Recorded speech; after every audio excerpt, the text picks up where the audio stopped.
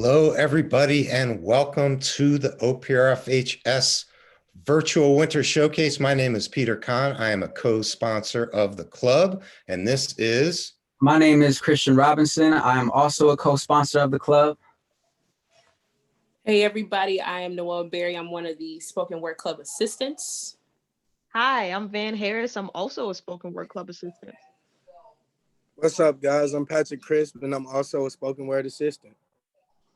Hi, I'm Micah, and I am a spoken word alumni.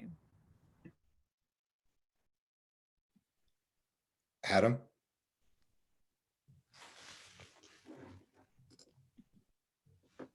We've lost Adam. All right, Kristen. Hey, I'm Kristen Hill, and I'm going to be a poet featured tonight. All right. Welcome, everybody. Thanks so much for being here. This is a new experiment, a new world, and hopefully you will enjoy yourselves. So what we want to do before we start is kind of tell you what showcases, show you what showcases used to be and what audience reaction used to be so that we can replicate this as best as possible. So we're going to show you a 50-second clip from spring of 2017 to give you some context.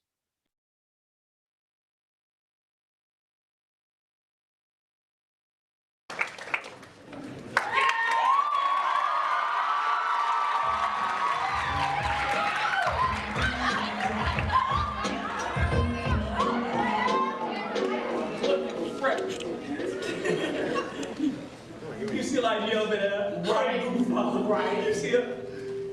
What up, Lightyear? Man, They love to talk when you're not present, but in your face. they won't mumble a word. Sneak this And if they burn, unnecessary arguments too often occur. Changing is so popular, it was never something I embraced. Cause it's hard to look at someone When you know they're two-faced. Nowadays, it's got to work with switching behavior. Real recognizes real. Some people start to look like strangers. Wrong people will put you in a world full of exposed seniors and troublesome outcomes. Nowadays, friends switching up faster than beating beatings. snare drums. You still smile when they play. All right, so that gives you a sense of what a showcase was like live, right? So a packed little theater, lots of energy, a live DJ, something of a call and response. And then performers were able to use voice techniques, movements, synergy, synchronicity, rhythm, etc., right? So we've done our best to replicate some of the live performance elements in this virtual world using an app called PicStitch. We couldn't do many of our usual checks and balances, and students were up against some severe tech limitations and clunkiness trying to do all of this, but they persevered, and we're extremely proud of them, and particularly our captains, and we had a lot of rookies in this showcase as well. So Christian's going to tell you how we can try to replicate as an audience the support we want. Right. So as you could see in the video we just showed, crowd engagement is very important to what we do. And so what we're going to do is lean on the chat for that crowd engagement since we're not here in a physical space with one another. So we're going to ask that everybody is very active in the chat if you are tuning in. Make sure that you're very positive for our students. Make sure you're just uplifting them. We're going to keep the chat to something that's very encouraging, but we would love it if you all just kept on flooding the chat with that encouragement, with some positivity. Our students will greatly appreciate it when their pieces are up. They're gonna love seeing what you guys have to say. So we'll rely on the chat for some snaps, for claps, any striking lines, notable lines that you want to quote. Feel free to have at it in the chat. Now we're also gonna provide a link to the master script of the showcase. So what that means is while you are watching some of the videos, you'll be able to read along with the poets as well. So we'll put that link in the chat. If it's not already in there, feel free to click on that. This is kind of a privilege that we get to have that we normally would not have if we were in person, right? We've never really been able to offer a script or being able to read while you witness the performances. So keep in mind, these are home recordings. So some acoustics are different. Some volumes might be a little different. We got you covered in case you can't hear things. You can just read along as well. All right. So I think, Mr. Khan, I think it's time that we get into our first performer of the night. We have an amazing special guest. how do I explain this person? This person is somewhat of a big brother to me, a big homie to me. I think we can all agree that he is absolutely a Chicago legend when it comes to rapping and wordsmith, being a wordsmith. And so some people, some people know him as Def C. Some people know him as Adam. Some people know him as Mr. Levin. Some people know him as Big Bro. But without further ado, please everybody show a lot of love in the chat for Def C. Hey, what's up, everybody?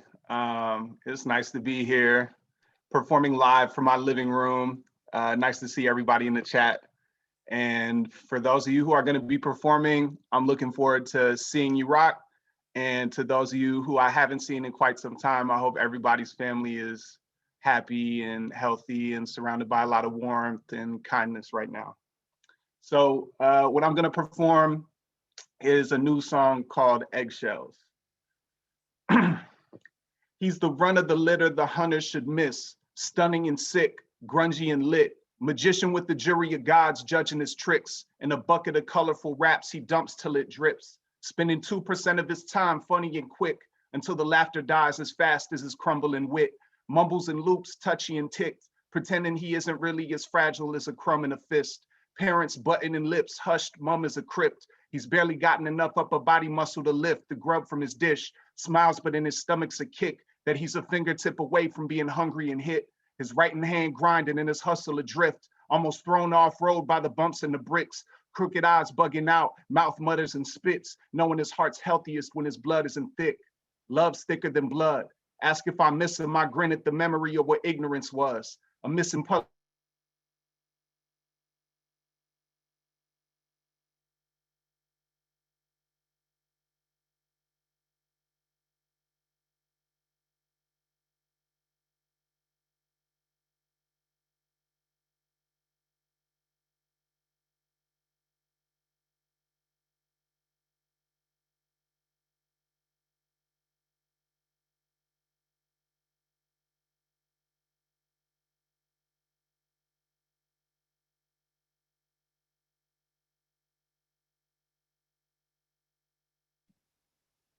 Adam, I'm afraid we lost your audio. Yeah, we lost your audio with about 30 seconds left. That's a bummer. Right now you're on mute. See if you can unmute yourself.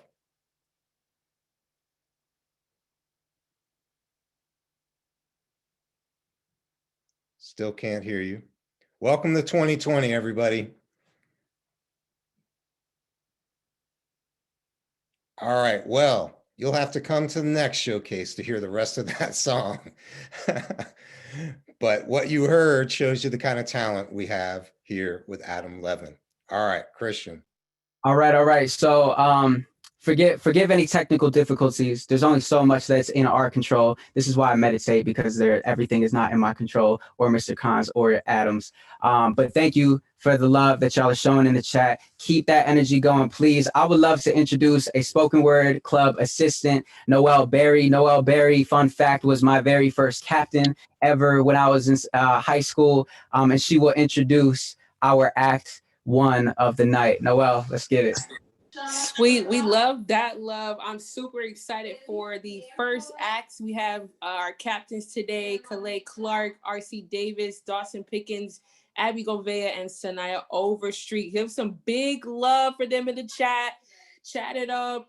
Send them your love. And I'm excited to see how they're just going to throw down.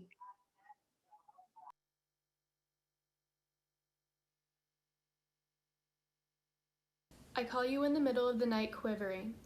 Like a candle in the wind, blowing on my hands to keep cool. As a phone starts to slip from my hands. It's fine. It's alright. Don't be sorry. My words blend with my skin. Though my body goes numb and my head catches flame. Soldering my words with yours because it's easier. A dark feeling infects my body. Tears of glass melt into my sleeve as I beg for you to bring me back to them. Reaching for the retreating brake lights. A my safe place. Early mornings have made me sick ever since. The earth is set aflame and burns away the words that I hide behind. My mind sways and spins. I cannot But grows as you grow further from me. It sets the dark forest inside of me aflame.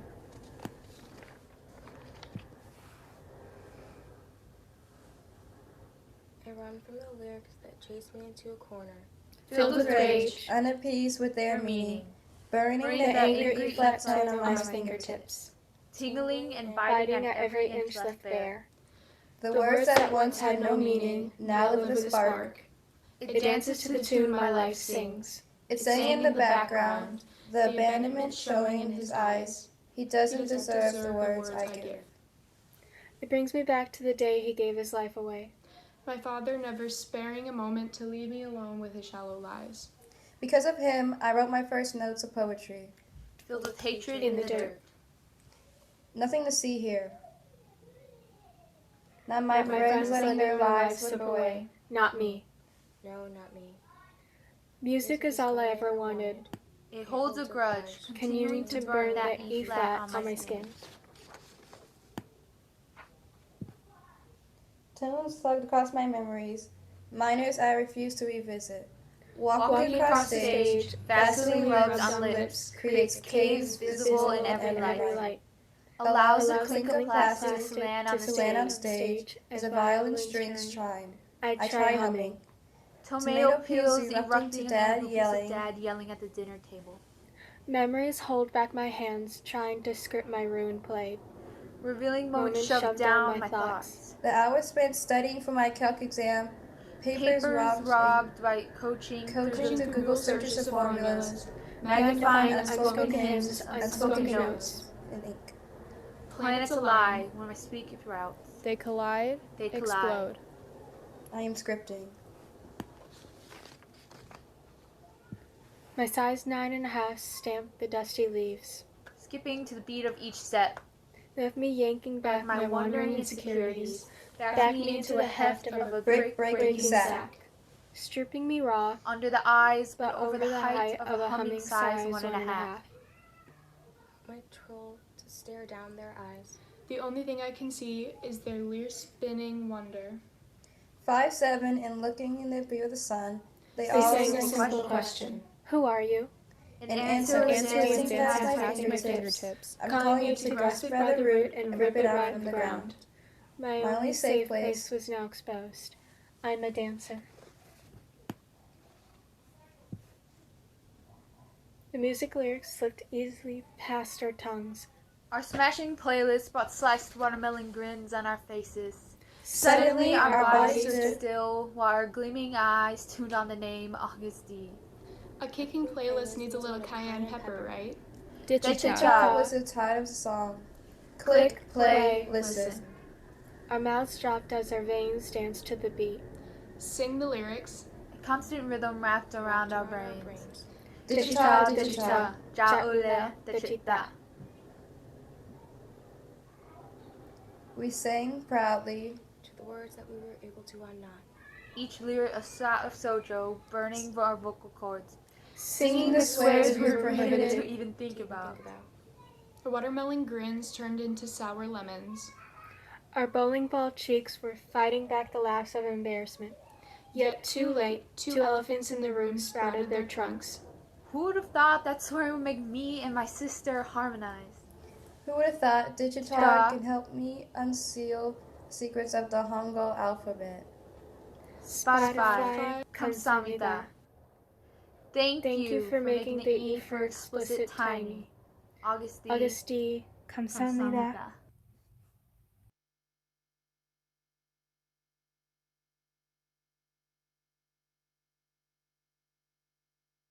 November 2nd, 2016. Cubs vs. Indians, Game 7. About to commence. Sitting on the smaller couch close to the TV. My dad with his martini in hand. Drinking bits as if it were a thimble. My sister not knowing what was going on. Fighting the urge.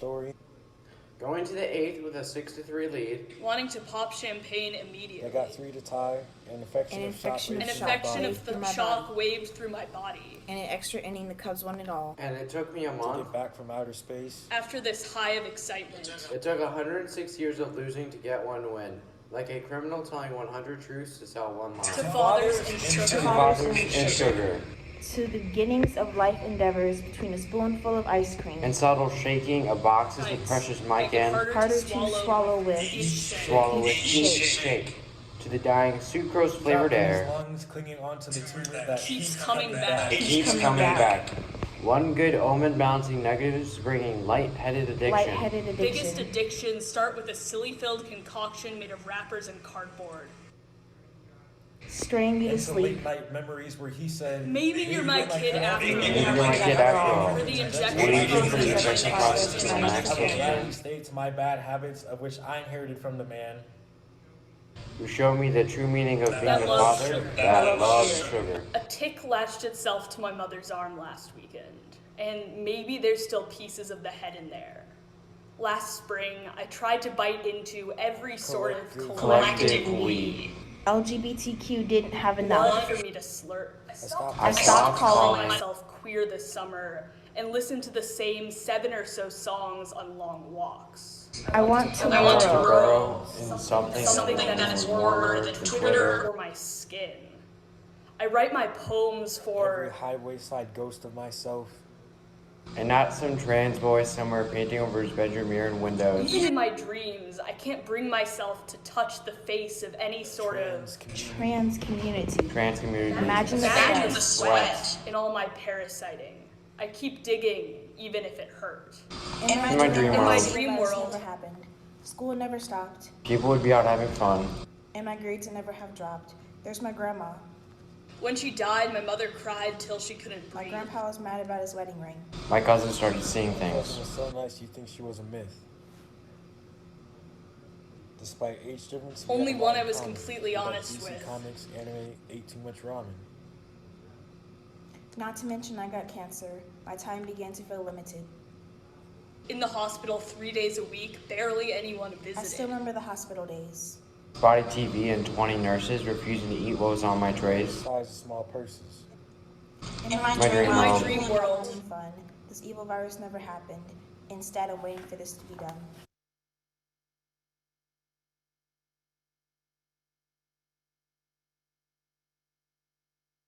Studio mirrors critique my body, never my smile.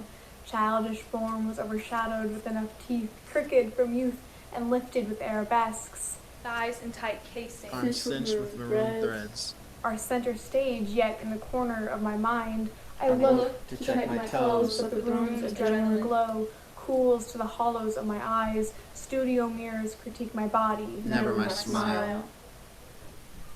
Sweat stains on burgundy fabric. Now fingerprints smoothing fat, magnified by a wall of microscopes. The glossy floor, the tar pit of burnt calories. Shackling mammoth legs in front of silvered glass. My eyes waltz from choreography to the inverted marionette doll, whittling down to fit into the blood-red leotard size I never cared to look at.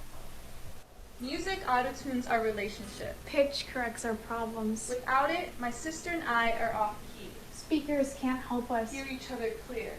Music hypnotizes us into thinking we have the perfect sibling relationship.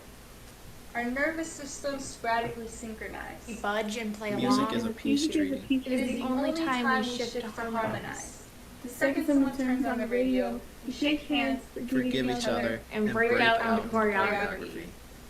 In the middle of the night, we bake and jam out to BTS. I got you.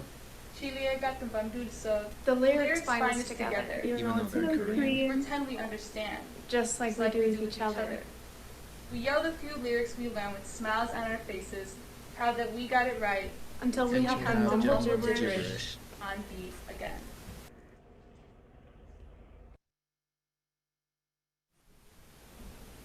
Games are my life. The bond between us is super glue.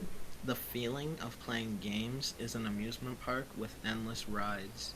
I play them when I skid my way into the room on bad days. Like a one-up for real life when dealt a bad hand. But to my mother, they couldn't mean any less. to her, they are the last chicken breast From Popeyes that we never eat. No matter, my games are one of my favorite ways to connect to people. Socializing was never really my thing, so I had reached my limit on going alone.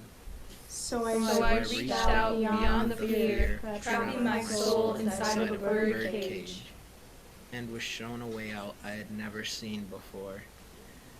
Games gave me a different path to go through. It's like an endless masquerade party where we all get to have fun. But my mother doesn't understand. She feels they are a waste of time. But for me, they are my glory. I'm sick of the dream world that lives inside my head. That is sprouted from PTSD. You have gifted me a world that is overflowing like a freshly poured soda. Mama that likes to frolic in front of my eyelids at nightfall. Just to haunt me at my once peaceful place. I wish I could haunt your dreams. Just like you haunt mine. Just for one night. I want you to be scared of the heavy eyelids that follow a dreadful day. I want to deadbolt you into that world. And even when you yell at your brain to wake you, I won't let it pluck you from the thick sludge of panic that your tall body is stuck in. Then just when you can't breathe because you're so deep in the sludge that you think you'll never swim back up to the luminous surface, I will let your brain break down the rusted clothes, ironclad doors, and wake you. But if you dare go back to sleep, I will let your brain fully swallow you into the thick ooze until the prancing colors of sunrise touch your heart. Sagittarius. I'm an optimist, but my mind's deep space is filled with shallow promises.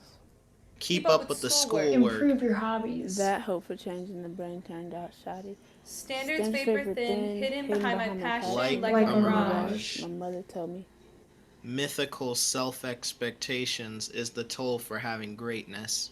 My ambition a constant curve on repeat. Now eclipse so it doesn't make contact. But the feats I want to achieve. Don't track. Intelligence allegedly structured like constellations, but it feels like self-esteem has lost its elevation. Don't put in work so the self-doubt demons come to play. Tag decline self-growth. Tag no self-worth today.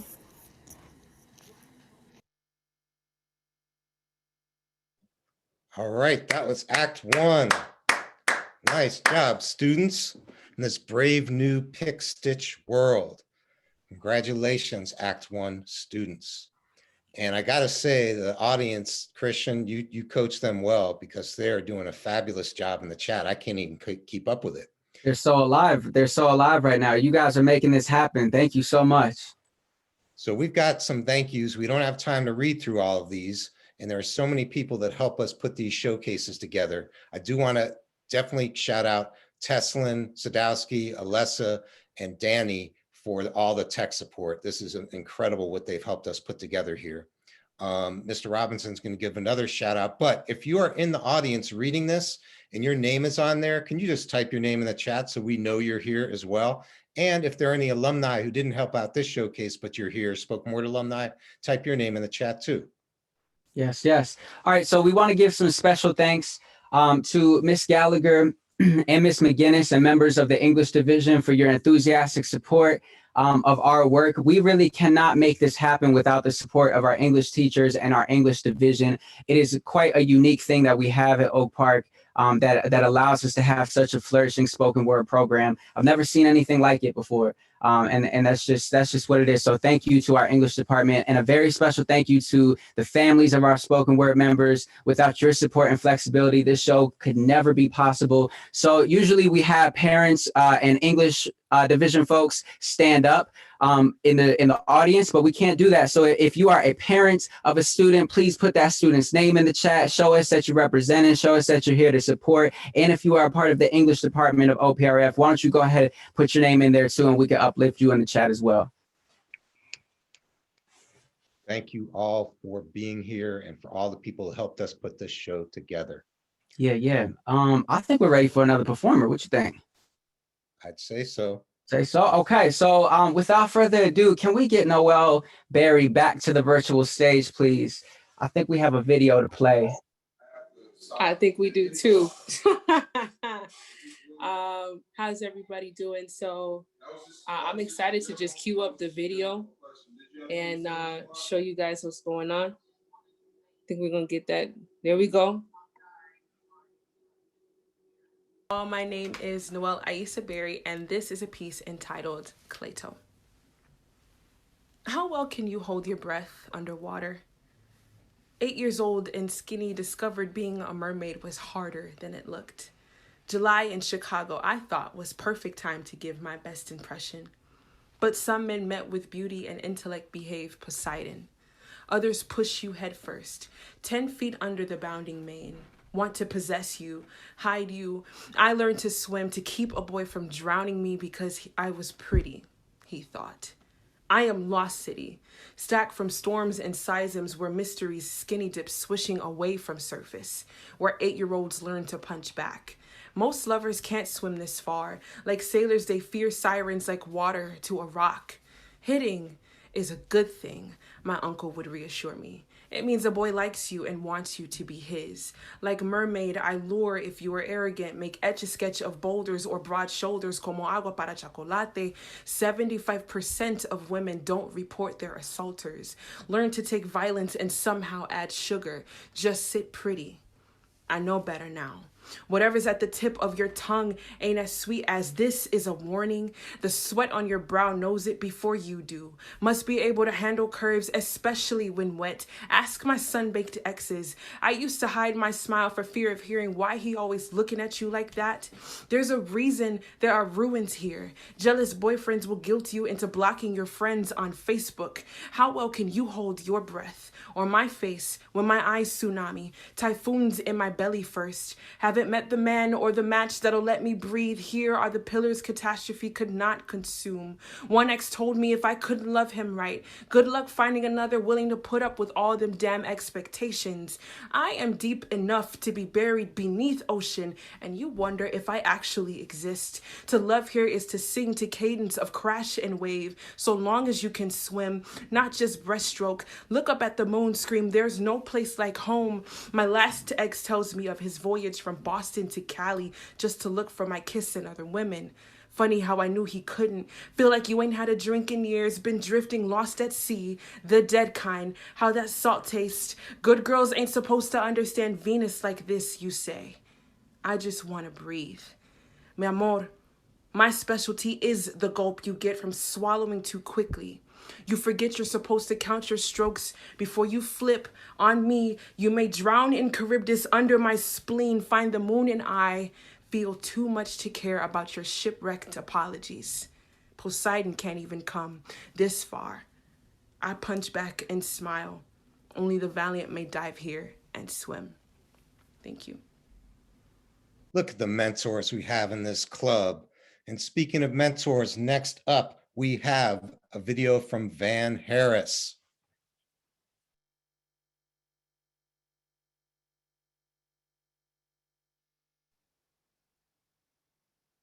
Hi, I'm Van, for those of you who don't know, and I'm going to do a little rap today, and it's actually a part of a song that I'm already working on, and so it's called Images. All these voices in my head make it too hard to focus. My attention span short, and I hope you don't notice. I'm tired, my bed and I have fused. I'm losing things to lose. I'm dizzy and confused. I'm tightening the noose. The way we move together got me breaking at the hinge. Tell my best friend I don't know when I'm gonna see her again, cause we isolate the unstable, and I'm real sure I'm it. Don't know if it's best to leak out a syringe. If we speed the process up, can we just call it a win? I'll tell you what I need from you, so withhold holding it in. Make my last testament out to my mother and my friends, cause I've spent too long alone with just my demons and my sins. Pull me from the darkness if you have the rope. I don't care if it burns or if I start to choke, because some of you is better than any part of me. My vision is in smidges, can't see half of what you see. I know my time expired, but I implore you not to leave. You're the first spot of company I seen through the leaves, through the greens, the notebooks and tattered sleeves. If I become a stain, it won't matter if I'm unclean. When I reach for you, you take it. I don't know what it means. Love to me is foreign, get it translated please. In love with your smiles and your unwillingness to leave. So selfish, I take the air your lungs refuse to breathe. I found my first love in an office, my purpose on a stage. I'll give my vital organs for just your time in exchange. We connected like a hydra, please don't sever the head. You can pump me with lead and drag my corpse instead. I couldn't find you in a pill bottle, that hunt was the worst. I was aching for you before I knew how it hurt. I'm sorry I depend on you, I promise I'll get better. Just give me a few years and a blinged out scarlet letter. By then I want to die for you, give you the shirt off my back. I'll shield when you're under attack and fist fight your relapse. You'll believe in me and I'll love you more than any words can say. Swear a homie a day keeps the haters away. Thank you. All right, Van. Now Van is going to introduce our next act. All right, just shaking off the jitters. So the captains for Act 2 are Alyssa, Abby, Kyla, and Juliana.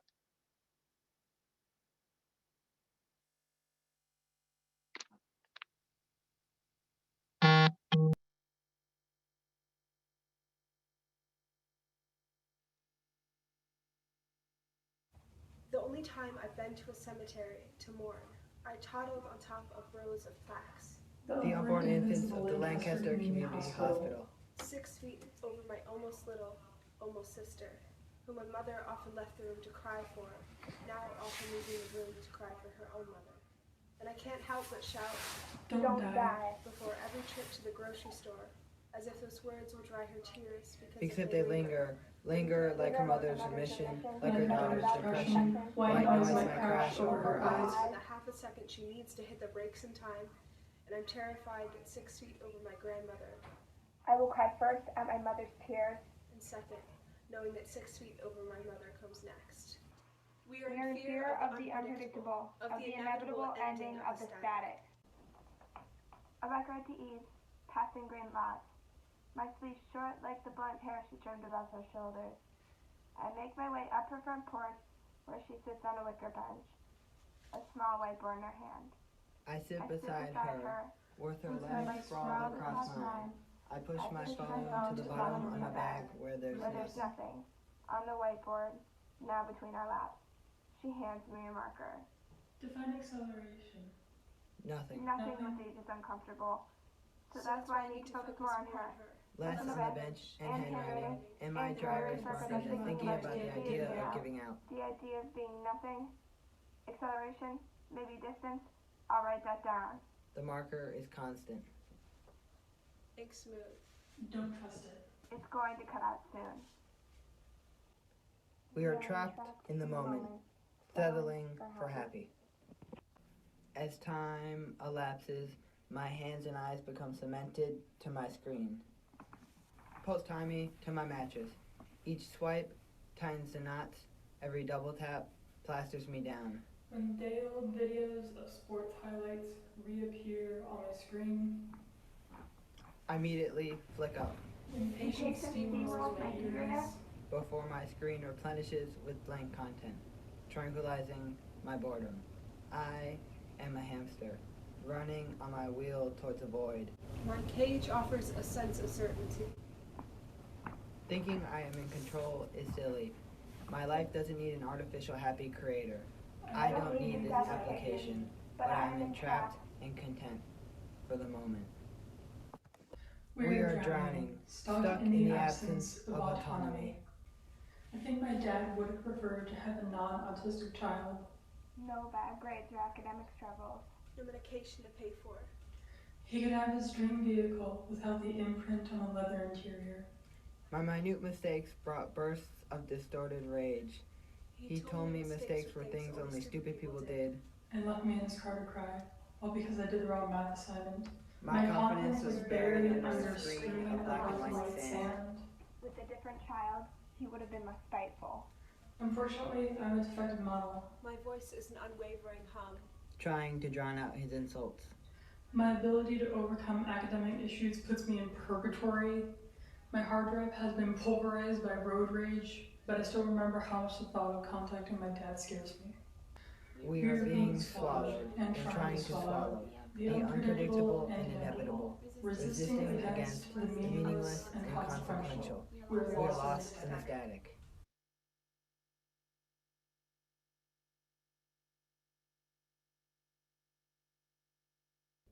To comfort my grandma who's slowly going blind, my mom says there's nothing to see anyway. I wonder if I will inherit this sickness, always telling a joke at the wrong time, or if I'll be diagnosed like grandma. My mom learned to hate my grandma the way you learn to make rice. With a wooden spoon and someone yelling in your ear how you've gotten it all wrong. How do you care for a without a woman as she's dying when you have so often wished her dead? When the hand that should comfort is instead used to hit, how do you not bite it off at the wrist? It's the room to miss the rice in my grandma's kitchen, but not her presence at the stove. I migrate into my mother's arms and imagine a funeral where we all hold each other. My new house in the Midwest is completely silent. I don't think I'll ever get used to the restless city. The absence of my emotions leaves me sightless in a room full of seeing. Snuffs my hope out like cigarettes and leaves me a hollowed-out doll. The stillness in my new life chains me down to my bed, locks my fingers to my phone. I try to stifle the fighter chained in my soul, but she comes up loud with my hiccups. She wants me to shout till my throat becomes a glitchy Zoom call, make noise before a voiceless. A mother and her newborn child. Silence embraces me. Nothing inside the desert has always bewildered me. The nearest symbol of life would be a cactus. But even that screams empty. A spine-chilling thought because the feeling of being alone has always terrified me more than anything else. The desert is the perfect prison for the extrovert, for people like me. A wasteland full of emptiness and alone. The dryness aligning with our thirst for attention and the need to be liked. The desert would destroy me. It's like the feeling of rejection when my friends push me away. I can't hang out. Doing homework. And I saw with others on that day. I wanted to confront them, but I couldn't. I had to come back to them. That's the desert, dead but alive. Lonely. The shadows walk. They creep into my mind while my fears mix with the fragments of my memory. It takes one glance into the hallway to see the silver rods go into my face. The golden detail glints when he shoots. My ears go deaf from the ricochet. And if bullets can scatter guts, they can scatter brains because I'm scatterbrained and my memories of left and right while I try to collect my thoughts in vain. It's insane, really. The room begins to spin when I picture him up below my feet. And the panic overflows when I see his right hand pocket. Silhouettes following me out the door, sliding down markers while the air refuses to cooperate with my lungs. Force the breath down my throat, it's not real. I open my eyes, but the lights are still off in the back of my mind. The shadows still walk. Sometimes I wonder what it would have been like to have known you before. Before the hospital, before the machine beeps being the only indication you were still alive. I wonder because you walked out of that hospital a different man. The ones that knew you said they mourned you. And I sat there wondering how to mourn a man I did not know. When I look in your eye, I see the ghost of something, but never know what has passed. I've forced myself to be content with building our relationship despite the missing pieces. When you were in the hospital, your silence filled the room. Then she walked in, and my sister's name was the first word you said in days. That's when I understood Grandpa's different. For me than it is for her. I console myself with the knowledge that your love never changed. But how do you mourn a man that you did not know?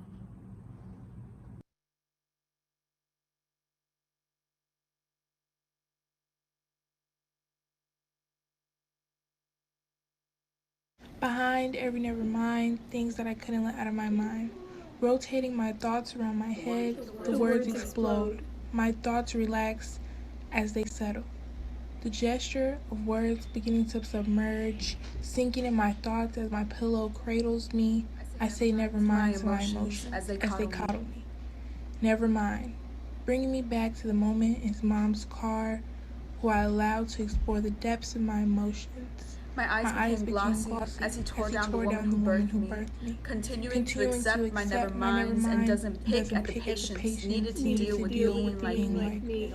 And although life would be better to end with no regrets, the anxious feeling I can't escape has already allowed me to feel every possible reality till my head lays to rest. So my never mind turns to silence and messages left undelivered because I regret saying how I felt if my words could just be unmet. I've been diagnosed with a disease. It could give me cancer. That's the first time I remember reaching out to God for an answer. My fear for Josh was engraved in my heart. I still refuse to forget it, although it's been 2 years. 2 years of holding on to his contact card, of blisters on my hands from praying too hard. He used to tell me not to be the kid who always tries to be funny, who loves to show off. He told me his values without knowing they become my code of honor, engraved into my morals like the way of a shinobi.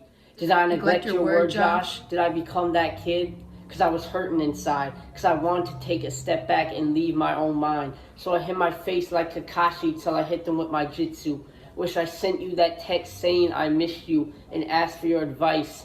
At least I know you're all right. But I wish I could go back, do all of those things. Maybe then I'd feel an engraving of joy. I can't tell you how many times I've lost battles to wells. Water lurches over my eyelids, kicking and screaming as I drag myself to the basin. I am warned about everything. Everything watches me with pale faces wrapped in pearls, judging as my knees scuff wood pews never touched by my kind. And when everything chants make America great again, while I hide in my polo shirt, or cross sewn into my sweater, I'll be told, pull yourself together, girl, because not everything is given to you on a silver platter, and if it is, be grateful and don't eat it with your hands. I'll turn myself into a puddle secluded in corridors, waiting for my mother to put me back in my bottle, but everything will read my soul and exploit it. Everything wants me to whiten my skin or blacken my personality. Everything can drown me in a sea, filling my lungs with waterlogged morals. Another patient was added just before dinner on my 4th day there.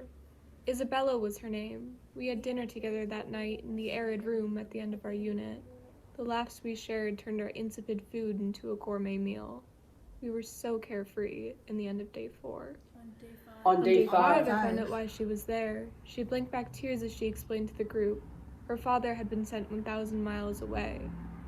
I knew about ice, but I never cared as much as I did on day 5. A single droplet slid down her cheek and landed on the floor. That droplet was a match, and an aluminum fuse covered the ground between her tears and my foot. I was burning up. And I wouldn't stop until my fever was scorching enough to melt ice and dissolve it into an obsolete puddle. I called you so many times and you never answered. I haven't done anything to you. My cousin says, with nothing scooped out of her pumpkin. She asked me if I've spoken to my father. Look down. Peel the skin surrounding my nails. I inhale nothing, and it leaves warts down my lungs as I scrape for a truth to satisfy the chismosos. Bite my chapped lips.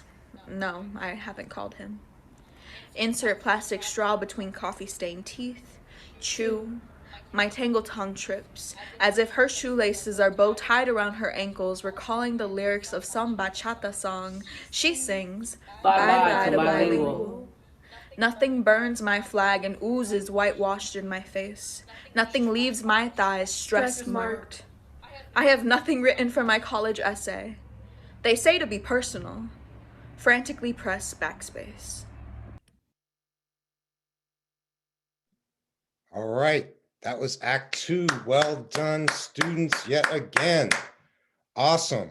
So we're about 2/3 through this historic night. Real quick, watch this space. So students, we have a couple of fun open meetings coming up next Tuesday and the Tuesday after. We're still figuring out second semester. Our 20th anniversary anthology is due out February 2022 with Penguin Workshop, an imprint of Penguin Random House.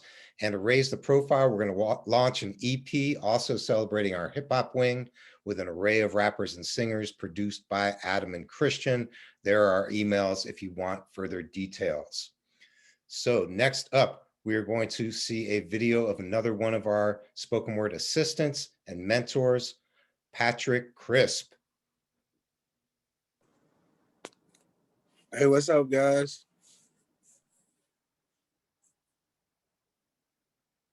Your video is going to come up, PJ.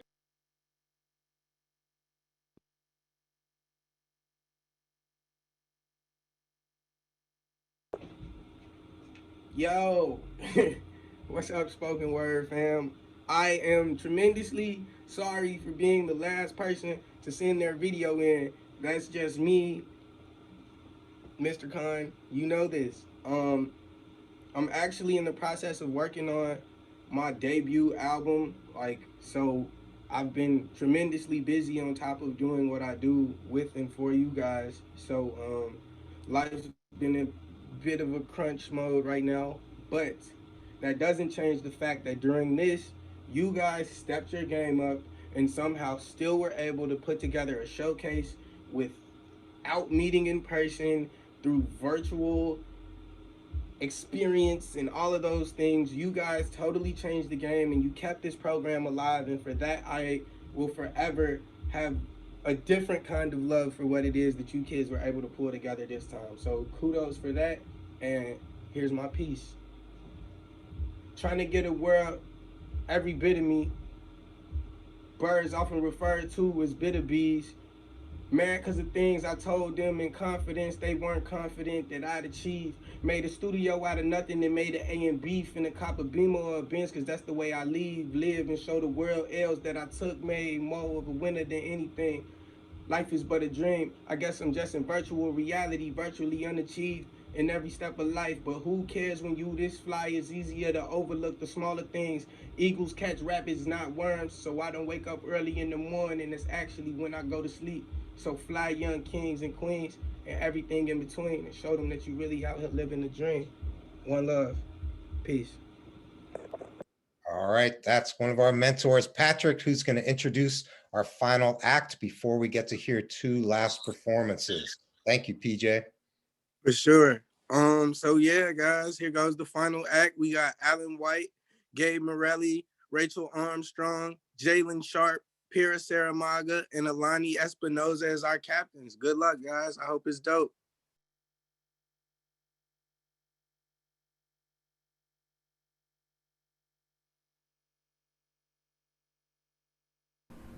I take time to have imaginary debates with guys I don't like whenever I don't need to. I'm mad at English for not having a better word for this action, but I'm rubber banded back into reality when I see those same people's mothers in the grocery store. It's hard accepting how a person shapeshifts every time they enter a new room. I see the concrete cold street where I was stranded. Yet should I forget the smile on his face when we played Halo on his couch? Can I shred through his family life? Let his mother know the wounds her child has opened. I'm stuck with the most jagged edge of his jigsaw. Too many secrets scarring my skin in their shape. Your chest is bound to a badge. You've painted our walls in blue and black propaganda, but all I do is choke on my breath and thank God you're not the 40%. Your state police blanket will never heat a house built on jail cells, or soothe the news that another one has been killed. I used to like your flashing squad car, but my lungs deflate hearing your hisses driving home. Do you think that kid stole that bike? Your words linger in the air, a knife slicing through our family dinner. Your quilt becomes thicker, suffocating my last breath to argue. His ears don't hear my cries anymore. They were deafened by his gunshots. I learned to bite my tongue and cover my eyes with your state police blanket.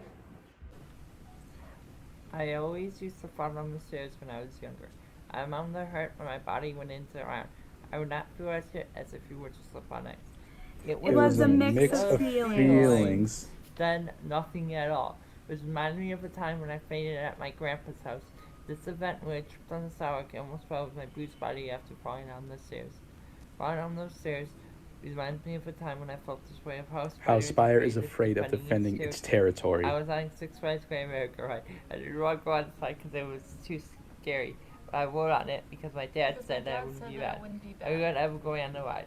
It was awful. I almost flew up going on it. I am one of 3 girls, all with brown hair and blue eyes. Different variations of our parents. Curly hair and creativity of my mother, humor of my father, love of music, and strength of mind trickle down from my sisters. An overflowing paper cup of wisdom pouring down on the youngest child. All of us paper cups stacked together, encased in the same box. My tiny feet pitter-patter to rouse my sisters. Hopping on our parents' pillowy bed, we are a gaggle of geese. Wake up, we squawk on Christmas morning, a pile of excited spirits, never finished connecting our stories, stacking them on top of one another. my reach comes closer to the magnificent prize of my success. It dances through the pool of oil that scorns the tips of my impatient reaching fingers. Popping and crackling echo in the room. Abrupt silence disrupts my peace of mind. I opened my eyes, and before me was my long-awaited joy and pride. My prize fries. Sprinkled with crystals of white. They don't dance anymore. Instead, they give off a crispy golden shine. I munched and crunched. They were so delicate and warm, it was like a flavorful storm. A long-awaited feeling came over me. Satisfaction.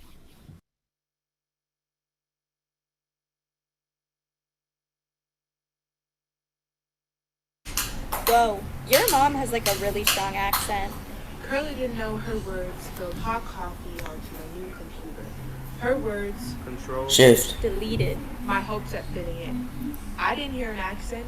I heard her memories of the Kenosha countryside. and cherry-picking bucket. But so clearly, I hear the woman who doesn't know how to work the TV, but like Google knows the answers to all of my problems. She wants to clear my search history.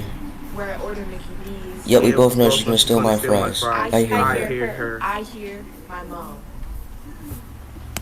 Too many things are on my mind when I write this poem. I let out emotions, all bottled up. But writing poems leaves an aftertaste like sweet and sour sauce. When I heard about Spoken Word Club, I was very ecstatic. I could write about memories that made me erratic. But writing poems is easy. It's a piece of cake. At the end of the day, it's kind of released. That's why I joined Spoken Word Club, to say my piece. When I was younger, I ain't understand pain. Wanna see grandparents in the same Place. place. Figure it out till I was like 8. Back in the day, they used to be married, I love at first sight. But grandma not happy cause they always fight. So grandma loved her daddy, got on her. My mama was younger, she probably don't know it. My grandma was hurting, but probably ain't show it. Grandmama told me that Life really bogus. but life really long, on top of that, Lois got married and divorced in the 30s. My grandmama 60, she happy, I love it. Granddaddy struggle, but like he do show it. I really don't like him, no one him to know it. But I cannot stand it with family and money be simple, but gonna just think I can. 2016. We rubbed in those things to build that foundation, but he was a fiend, so I didn't get it. And I saw that he overcame, so he went MIA. I really ain't seen him since I was turning 17, back to graduate. I really do love him, don't want to be distant. Our family Resentment. I grew up on being tired every day, sitting on the pre-K floor, Thinking of fairy tale stories. until my pint-sized energy drained to the last drip. In 5th grade, I thought it was bipolar because my uncle was, and my temperament dropped from an Irritated Scarlet. to a melodramatic midnight. in seconds. New stories in my head fell short of fairy tales, scripting, Scrapes on your knuckles. Numbness in your knees. the blanket of weight that kept me on the pre-K floor coils around me tighter like a straitjacket of melancholy as a dragging depression causes a lag in my systems. Sink into the mattress that engulfs you. And fairy tale stories suffocate my will to get out of bed.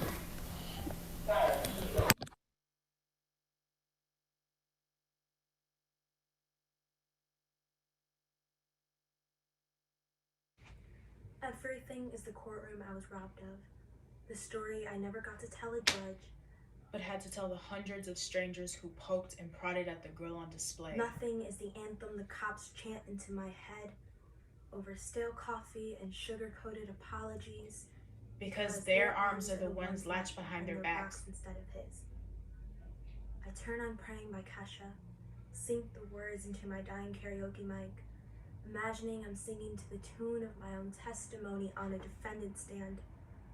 That if I just pray hard enough, the states will force my grandfather back through their gates.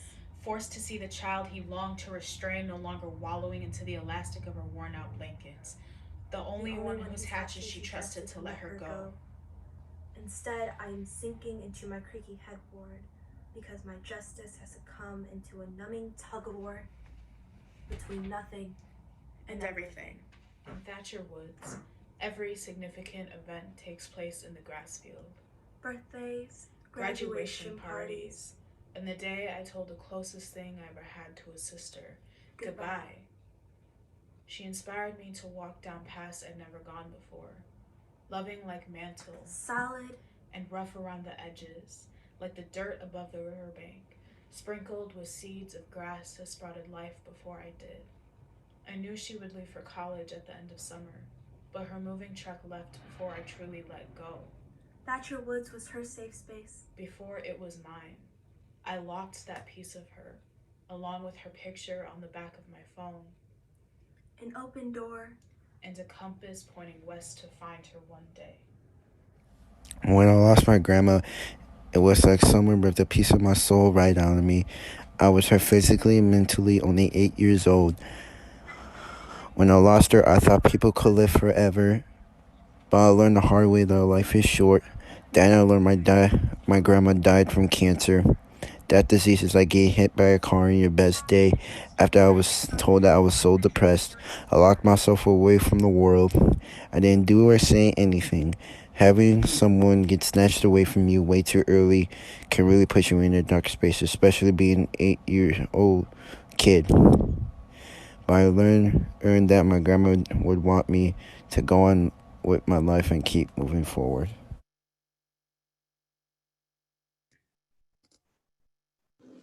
All right. Please keep the love in the chat going for Act 3 that finalizes our 3 acts of group pieces, everyone.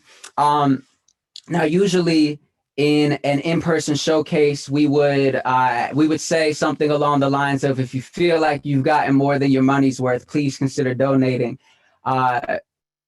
If you feel like tonight you got your money's worth and more than your money's worth, considering it is a free event, we would ask that you please really consider donating. If you're in a position to donate any amount, please feel free to donate in the link that's provided. We'll keep putting that link in the chat because you guys are showing so much love in the chat. We want to make sure everybody's able to get to it and click on it. Thank you to everyone who has already donated. We are not able to do this without the community. I can't stress that enough. Everyone that is in attendance, everybody that's being so active and showing love and appreciation to our students is making this night possible. And what a legendary and memorable night and historic night for our entire OPRF community. So thank you all for that. So we have a couple of treats to close out the evening. And I just want to thank Christian. So all this pick stitch stuff, it's so complicated. And we were trying to figure out how we could do a live performance and it just wasn't working. And I said, Christian, you got to figure something out. And he did a whole bunch of research. And tonight is possible because of that. So thank you so much, Christian. All right. So Micah Daniels graduated last year. She is a freshman at University of Illinois, 2-time Slam team member. And this summer we used a poem by Kristen Hill with our Slam team, and it really inspired Micah. So we thought she would get the honor of introducing Kristen. So please welcome Micah Daniels. Hello, I definitely do have the honor of introducing Kristen Hill, who is the author of How Her Spirit Got Out, which received the 2017 Jean Pedrick Chatbook Prize. Her work has been featured in a number of places, including the Academy of American Poets, Boiler Magazine, Tinderbox Poetry Journal, and Winter Tangerine Review. She was the recipient of the 2016 St. Botolph Club Foundation Emerging Artist Award and 2020 Mass Cultural Council Poetry Fellowship. Kristen received her MFA in poetry from the University of Massachusetts, Boston, where she now teaches. And she has inspired a number of artists, including myself. She is the author of one of my favorite poems of all time, titled Nothing, which you all will luckily be hearing tonight. A poem I think truly can resonate with the times we are currently in. Be sure to also look into her other work, but please welcome Kristen Hill.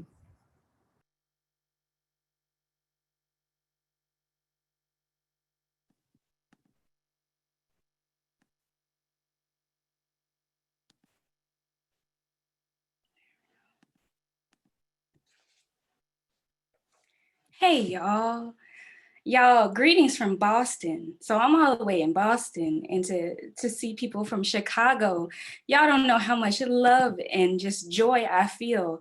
I'm from Kansas City, Missouri, like a hop, skip away from Chicago. Chicago is one of my favorite places.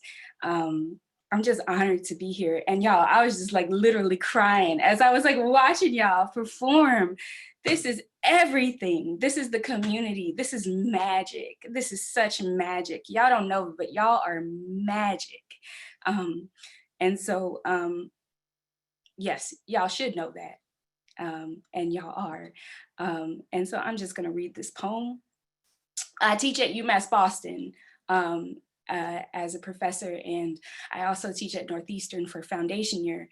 And I dedicate this poem to my students because I am constantly thinking about what y'all encounter every day and the resilience that y'all show and just the magic of your just living.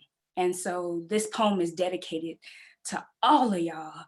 And I hope y'all hear the love within the honesty of these lines. And this is why I write. I don't write for myself. Nothing.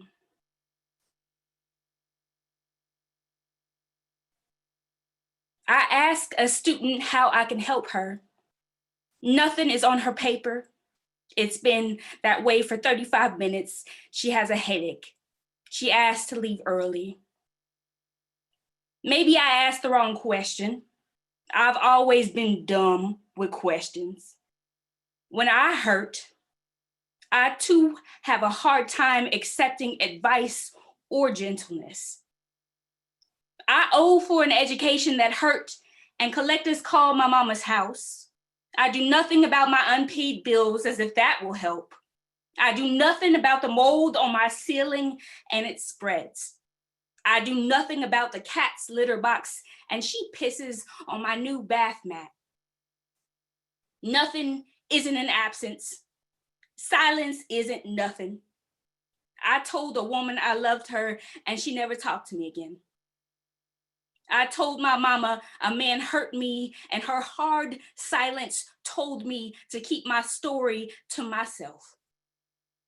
Nothing is full of something. A mask that grows where you cut it. I've lost 3 aunts when white doctors told them that the thing they felt was nothing. My aunt said nothing when it clawed at her breathing. I sat in a room while it killed her. I'm afraid when nothing keeps me in bed for days. I imagine what my beautiful aunts are becoming underground, and I cry for them in my sleep where no one can see. Nothing is in my bedroom, but I smell my aunt's perfume, and I wake to my name called from nowhere. I never looked into a sky and said it was empty. Maybe that's why I imagine a God up there to feel what seems unimaginable. Some days I want to live inside the words more than my own Black body. When the white man shoves me so that he can get on the bus first, when he says I am nothing but fits it inside a word and no one stops him, I wear a bruise in the morning where he touched me before I was born. My mama's shame spreads inside me. I've heard her say there was nothing in a grocery store she could afford. I've heard her tell the landlord she had nothing to her name. There was nothing I could do for the young Black woman who disappeared on her way to campus. They found her purse and her phone, but nothing led them to her. Nobody was there to hold Renisha McBride's hand when she was scared of dying. I worry. Poems are nothing against it. My mama said that if I became a poet or a teacher, I'd make nothing, but I've thrown words like rocks and hit something in a room when I aimed for a window. One student says when he writes, it feels like nothing can stop him, and his laughter unlocks a door. He invites me into his living. Thank y'all so much. It's an honor to be part of this community for this night. Y'all are such blessings. Thank you. Thank you so much, Kristen. I think everybody now sees why that poem was so inspiring to everybody in the club and the influence on this showcase. So thank you so much for being here all the way from Massachusetts. So speaking of inspiration, our closer for this evening is Christian Robinson, who runs the club with me and runs the spoken word club with us program with me. But he is also Rich Robbins, who is a renowned musical artist who's going to get bigger and bigger. He and Adam are going to blow things up. So we are very lucky to close out with a live performance by Christian Rich Robbins Robinson. Yes. Thank you. I turned the reverb on if my voice sounds a little different. So I'm gonna keep this short because it's past 8 o'clock. I know bedtime is coming up. So my name is Christian Robinson. I also perform under the stage name Rich Robbins, like Mr. Khan just said. I think we're gonna put a Spotify link up in the chat. So this song I'm gonna perform is a brand new song. It is off of an album that I'm working on called On the Horizon, which I would like to release come springtime or summertime. And the song is about accountability. So let's get it. Yeah. Look, this thing is hard like Mortal Kombat combos. Trying to explain it's like dribbling with my eyes closed. And I'm not really good at hooping, but can run you through these hoops. Part of my mental illness is just blaming it on you. You ain't signed up for this, huh?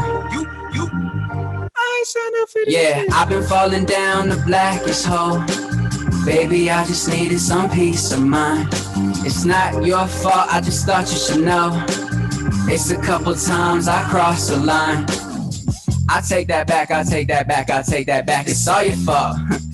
Yeah, it's all your fault. I take that back, I take that back, I take that back. It's all your fault. Yeah.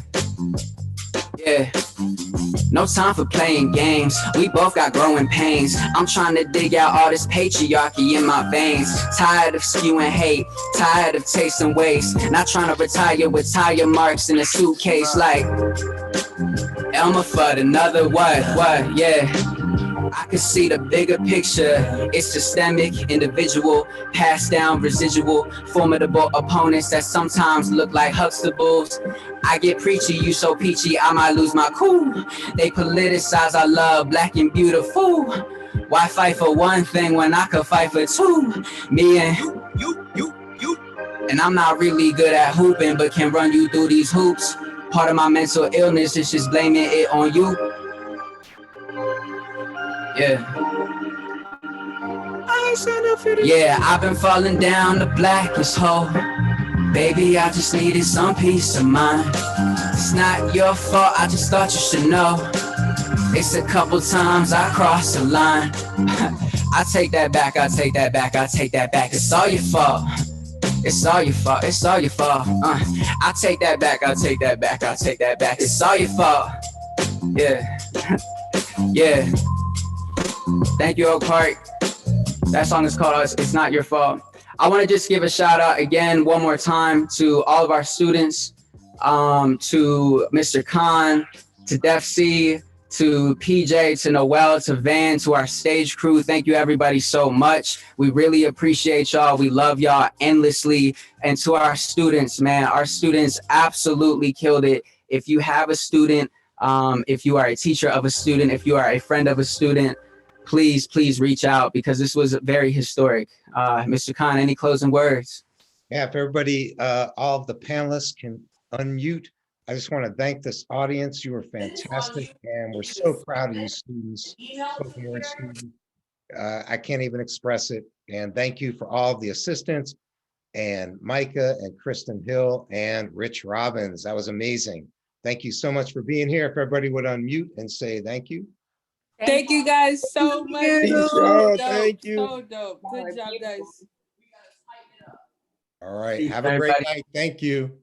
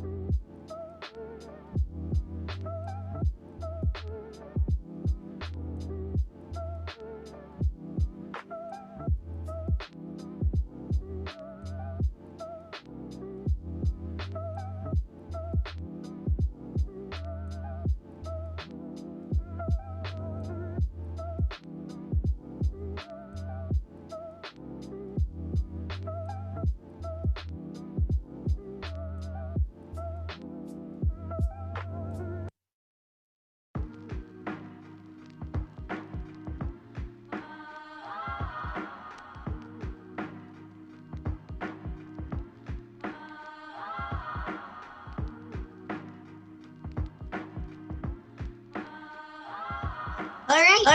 Yay! All right. Nice job, everyone. Y'all, that was amazing. We made some history tonight. Oh it was so dope. What was the cap at the amount of people who were there? It was like at least 200 and what? I think it got 200. 293. That's 293. Were two in a room. So we had at one point 400 people there. But or 280, I thought. Oh, it might have included us. So yeah. Oh, stop it. 280 people. Y'all need to stop. That was amazing. Yeah. That's great. So just want to thank all of you very much. Final comment, Van. It was really nice. It was I don't know, like I don't want to say wholesome because it was more intense than that, but like it was really good. No. All right, what about you, Noel? Oh man, I don't have the words to describe how next level this was. I think that the creativity and the ingenuity of our students I knew it was going to be dope, but it absolutely blew my mind. So I really don't have at this time, if that's okay, I don't really have words that would do tonight justice. But I am incredibly, incredibly proud to be a part of this community.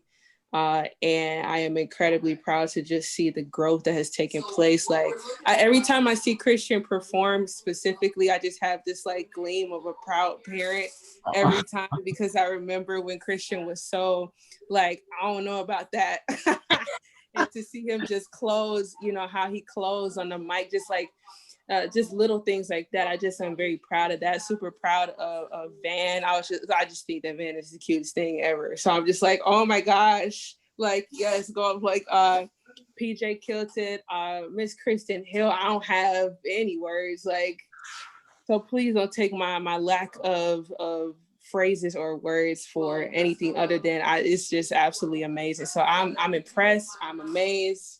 This was a very good night. We just made some history, which I absolutely love doing, regardless, like with my life. So this was dope. Thank you, Noel. Christian, and then closing words from Sound Crew. I mean, you said a lot, Kristen. We appreciate what you said before your poem. I don't think y'all understand this community. I mean, I know y'all understand because y'all have cultivated this community. But coming from, being in Boston, coming from Kansas City, Missouri, it's just different. I miss the Midwest. I miss the love that we have for POC communities. I just miss it. And y'all really showed out tonight. Like y'all really showed what's possible. And that's not to say that Boston isn't doing its thing with like communities. We have mass poetry here. We have Louder Than a Bomb here. But this is just to say, you know, Chicago has a special place in my heart. Y'all just really showed out tonight. I just loved, y'all gave me so much life. Oh, thank you. I just want you to narrate my whole life, just so you know. I'm going to put you in contact with our most recent alumni spotlight from yesterday, Kamara Brown, who came through this. She's getting her PhD at Harvard right now, and she's missing community. So I'm going to put you in contact with her. You guys would I know you'll hit it off. All right, Christian.